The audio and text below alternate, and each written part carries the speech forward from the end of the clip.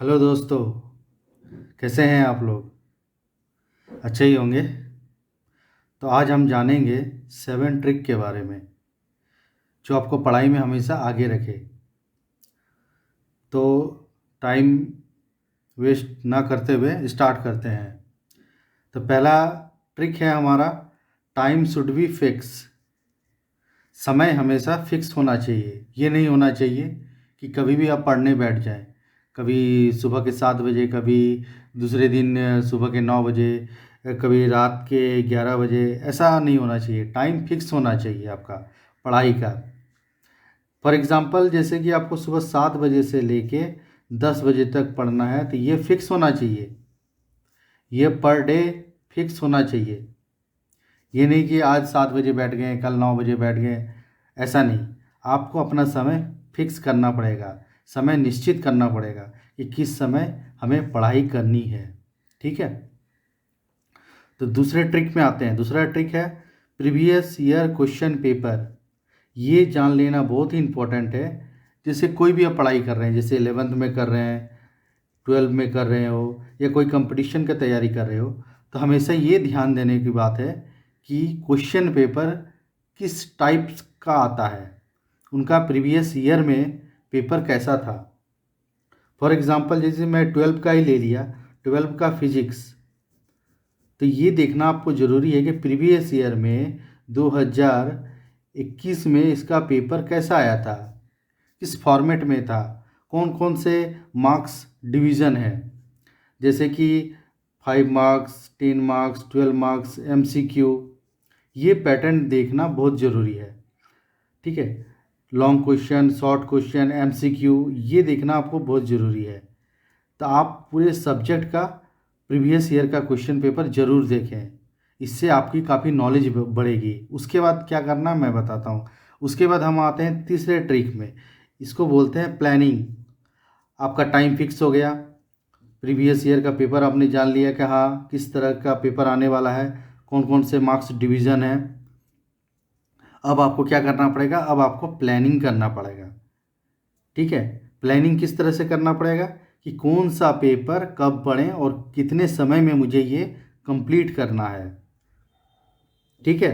तो ये प्लानिंग में आता है। ये प्लानिंग करना अब आपको बहुत ज़रूरी है। ठीक है। फिर चौथा ट्रिक में आते हैं। चौथा ट्रिक है do not focus all subject. ये ट्रुथ है कि कोई भी स्टूडेंट ऑल सब्जेक्ट में फोकस नहीं कर सकता है। तो आपको ये पहले से ही मान के चलना पड़ेगा। जैसे कि 5 सब्जेक्ट है, physics, chemistry, math, Hindi, English. तो आपको फोकस करना पड़ेगा।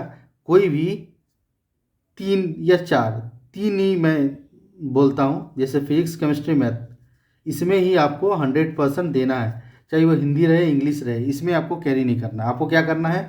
फिजिक्स, केमिस्ट्री, मैथ में अच्छे से ध्यान देना है। ठीक है। जैसे हिंदी हो गया, इंग्लिश हो गया, इसमें क्या है कि कम भी पढ़ेंगे तो भी चलेगा। तो आप पूरा फोकस करने जाएंगे, ऑल सब्जेक्ट में फोकस करने जाएंगे, तो आपको कंप्लीट नहीं हो पाएगा और आप पीछे रह सकते हैं। इसलिए do not focus all subject. ठीक है। अब पांचवा ट्रिक में आते हैं। पांचवा ट्रिक है शॉर्ट नोट्स इन शॉर्ट। जैसे आपको नोट्स बनाना है, ये तरीके मैं बता देता हूँ कि नोट्स बनाना है तो आपको सिर्फ छोटे छोटे पार्ट में नोट्स बनाना है। ये नहीं कि पूरा डिटेल्स में नोट्स बना रहे, नहीं। आपको छोटे छोटे पार्ट्स में बनाने हैं। जैसे कि फॉर्मूला। ठीक है।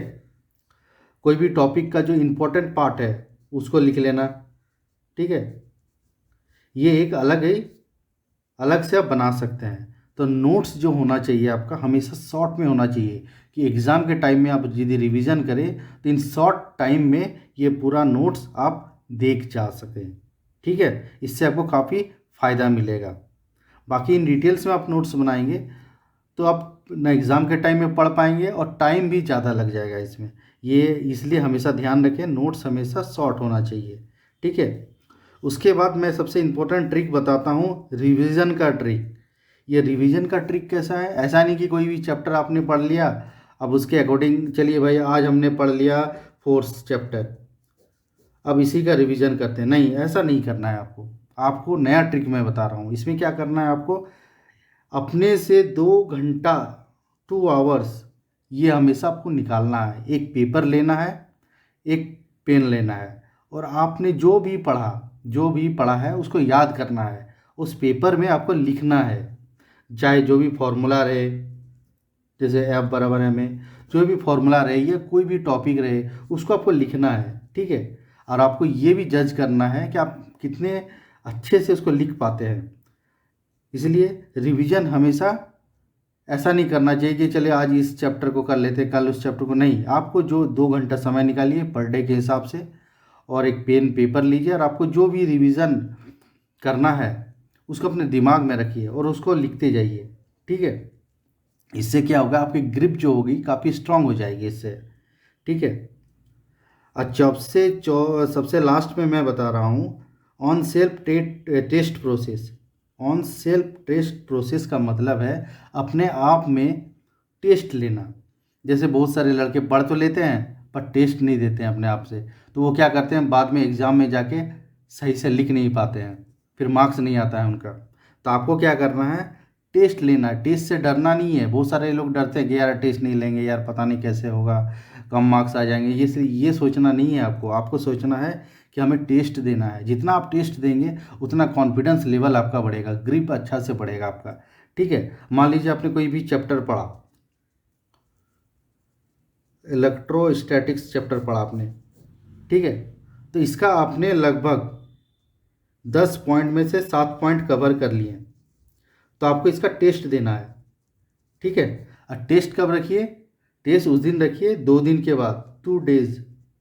वो चैप्टर पढ़ने के 2 दिन के बाद उसको टेस्ट दीजिए आप, ठीक है। और हमेशा टेस्ट दीजिए, इसके लिए कोई झिझक नहीं होनी चाहिए। टेस्ट ही जो है आपको इम्प्रूव करेगा, ठीक है।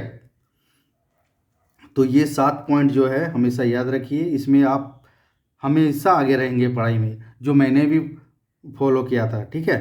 तो पहला हो गया आपका time should be fix, second हो गया प्रीवियस क्वेश्चन पेपर, थर्ड हो गया प्लानिंग, फोर्थ हो गया do not focus all subject, fifth हो गया नोट्स इन शॉर्ट, ये बहुत इंपॉर्टेंट है। फिर होता है रिवीजन ट्रिक। रिवीजन ट्रिक मैंने आपको बता दिया है, ठीक है।